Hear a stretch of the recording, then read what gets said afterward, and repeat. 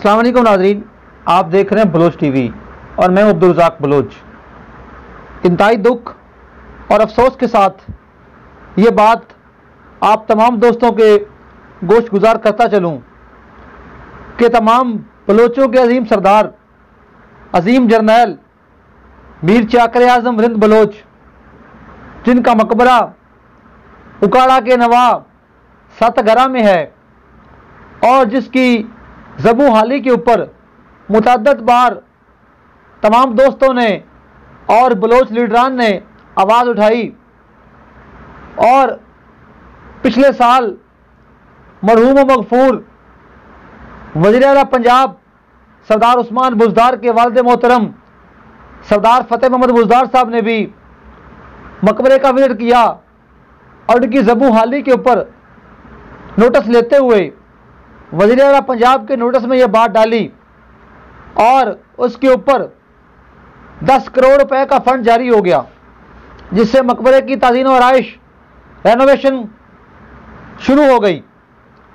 और इंतहाई दुख के साथ आप तमाम दोस्तों को यह बात बताता चलूं कि उस मकबरे के ऊपर जो काम करने वाले ठेकेदार हैं वो इतना नाअहल है, वो इतना ना तजर्बा कार है कि उसको यही नहीं पता कि इसमें मटीरियल कौन सा इस्तेमाल होना है और मटीरियल की मिकदार क्या होनी चाहिए।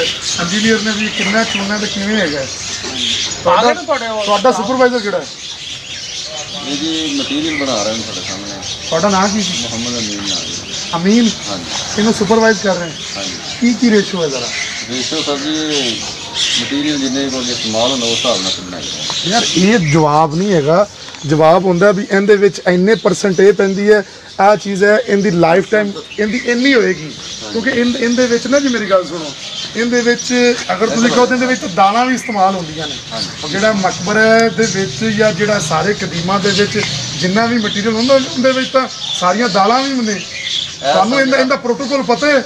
ਤੁਸੀਂ ਪਹਿਲੇ ਮਕਬਰੇ ਦਾ ਕਿਸੇ ਦਾ ਜਾਂ ਕਿਸੇ ਚੀਜ਼ਾਂ ਦਾ ਕੰਮ ਕੀਤਾ पहले इंदा सोने ना कुछ पहले काम इंदा किसी जगह पे आगे इन्होंने वो चढ़ाई करनी थी टोटल नीचे से ऊपर तक, लेकिन आगे ईंटें लगा के पीछे उसके बजरी रोड़ी फेंकी गई है, ये वाली आम रूटीन वाली। और अगर आप वहाँ से ईंटें निकालेंगे ना तो नीचे से आपको रोड़ी नज़र आएगी जो अंदर डाली हुई है। और ये इस तरह ये दीवार बनी हुई यहाँ से, इस दीवार को अगर आप देखेंगे ना तो ये इसको नीचे से तकरीबन 4-4.5 फीट नीचे से इन्होंने इसको प्लास्टर करना था कि यहाँ से आप ये किसी चीज़ से खुदा के देखें तो यहाँ पे ना सिर्फ 1 फीट से नीचे ये प्लास्टर नहीं है, नीचे यानी गहराई कुछ भी नीचे नहीं है, फ्रंट पे कुछ भी नहीं है। और इस तरह बिल्कुल ये अगर कोई आ जाए तो ये मटेरियल अच्छा मिक्स कर लेते हैं, अगर ना कोई आए तो बस फिर। अच्छा, इसके अलावा जो है ना जी, ये जो टीम आपने इधर जो है ये काम कर रहे हैं, इनका कोई एक्सपीरियंस नहीं है। इससे पहले इन्होंने कोई काम इस लेवल का या सारे कदीमा का या दरबार या इस तरह का नहीं किया। ये आम लोकल जो हैं, लोकल मिस्त्री मजदूर जो हमारे इधर इलाके के हैं, इनका कोई इस पर कोई एक्सपीरियंस या इसका जो सुपरवाइज़ कर रहा है उसको नहीं पता कि इसकी मिज़ज क्या है, इस पर दालें, चीनी, दालें, चावल जो भी पड़ता है। देखिए वो तो मटेरियल ऐसा है, वो जिस तरह टाइम स्पैन गुजरता है ना वो और मजबूत होता जाता है, उसकी मजबूती लेवल टाइम स्पैन के बाद है।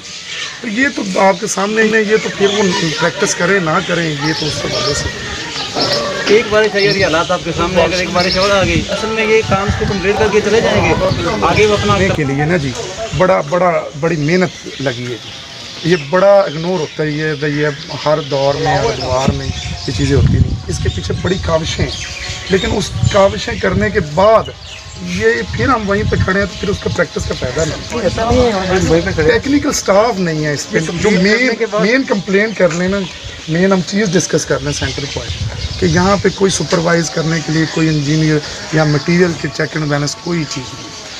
ठीक है, जो आपने बताया ना कि वो तो हम टेस्ट भी करवा देंगे, वो किसी और टेस्ट हो जाएगा। ये इसकी बाटी का टेस्ट करवा लीजिए सर, ये सामने जो लगा हुआ है आप टेस्ट करवाने, आपके सामने सारी चीजें आ जाएगी। इसको हम टेस्ट करवा लेते हैं जी। बिल्कुल सर, कंपोजिशन तो सर हम एडवांस में बता देते हैं कि हमने ये चीज़ों की कंपोजिशन करनी है, वो तो आपने बीओक्यू में ऊपर भी मेंशन की। वही चीज़ें जब आपके पास एसओपीज के तहत जो चीज़ें आपने इसमें नहीं, मतलब मैं बताना ये चाह रहा हूँ कि हम अगर चुनाई कराते हैं तो हम उनको पहले से बताएं में आज मेरी कंपोजिशन होनी चाहिए। अच्छा ठीक है ना, यहाँ पे तभी बलोच के साथ थे, ठीक है ना, तभी थे।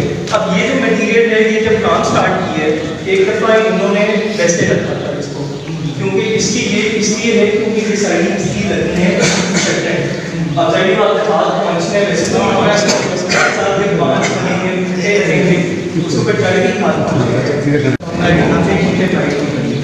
यहाँ पर हमने एक्सकवेशन करी, मिट्टी थी बहुत ज़्यादा ऊपर, ठीक है। एक्सकवेशन करके हमने पहले देखना था फाइनेंस को मिली है या नहीं, ठीक है। अगर मिट्टी तो उसको हमको जरूरत करना पड़ता है, उसकी बेस के ऊपर हमें आगे चलना नहीं मिली तो इसको हमने देखे कितना नीचे दे दिया, इसके ऊपर इस लेवल के ऊपर ताकि इसके अंदर कंडीशन ना आए, इसलिए हम वहाँ पे बना। अच्छा, इसका फ्रेमवर्क ऑर्डर है आपके पास?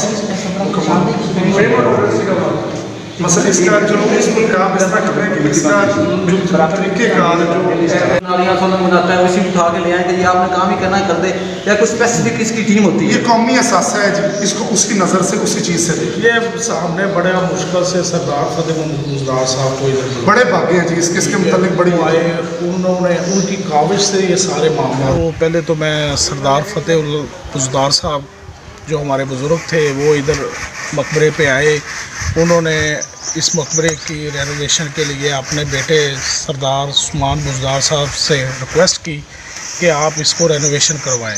उनकी बदौलत से आज ये रेनोवेशन हो रही है। दूसरा, काम के हवाले से थोड़ी सी मैं बात बताता चाहूँ कि अपने बलोच टीवी पे कि काम के यहाँ पे जो जितना काम हुआ है, काम के हवाले से हम मुतमिन नहीं हैं, क्योंकि काम का जो मटीरियल है वो बिल्कुल नाकस है।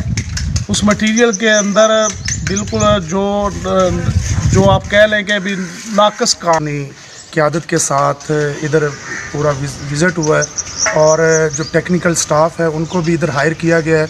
उनके साथ मिलके हमने इनके मुकम्मल इस दरबार का विज़िट किया गया है और अपने जितने भी तहफ़्फ़ुज़ात हैं उनको अपने तहफ़्फ़ुज़ात को उनसे आगाह किया गया कि उनके पास इस तरह का कोई जवाब नहीं था कि कोई इसकी क्या लागत आ रही है, क्या इसका लेआउट है। उन्होंने 3 इनके प्रोजेक्ट बताए हैं जी, उसमें उनके पास कोई फिल वक्त जो है वो कोई जवाब ना था। उनको ये इस चीज़ पे बाबर करवाया गया है कि आप इस चीज़ों को इंश्योर करें कि ये क्या क्या हो रहा है और इसके लेआउट जो है वो इधर जो है वो आप मंजर आम पे लेके आएँ और उसको डिस्प्ले करवाएं। तो वज़ीर आला उस्मान बुज़दार साहब से ही मुतालबा करता हूँ कि वो जैसे उन्होंने पहले खुद दिलचस्पी ली है सारे मकबरे के फ़ंड के हवाले से, ऐसे ही दोबारा वो खुद दिलचस्पी लें तो फिर ही कोई काम में बेहतरी आ सकती है।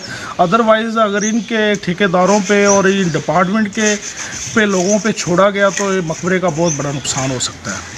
जी नाज़रीन, हम आपको मकबरे के ऊपर जो जारी काम है और इसके ऊपर जो मटेरियल इस्तेमाल है वो भी आपको दिखाते हैं, और जगह जगह से थोड़े से खड्डे जो है वो लगा के जो काम हो रहा है उसमें जो मटेरियल इस्तेमाल हो रहा है वो सादा मट्टी जो ज़मीन से निकाल के उसको जो है वो छानने के साथ छान के वो लगाई जा रही है और उसको नाम दिया जा रहा है कसूरी मट्टी का, तो वो भी हम आपको दिखाते हैं।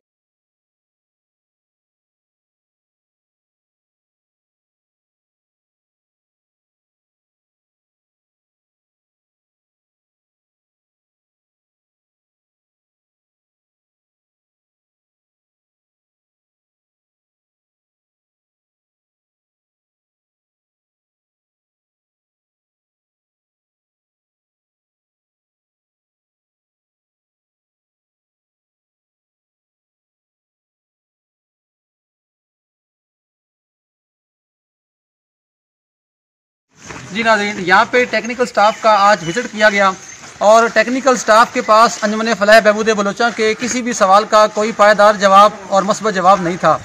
तो मज़ीद उन्होंने हमसे टाइम मांगा है और यहाँ पे अंजुमन फलाह बहबूद बलोचा से 1 हफ़्ते का टाइम लेकर गए हैं कि अगले हफ्ते हम यहाँ पे लेआउट और डिस्प्ले वगैरह भी लगाएंगे और आपको इस काम के जो काम हो रहा है उसके ऊपर जो लागत आ रही है उसका पूरा जो है वो प्रोजेक्ट भी बताएंगे।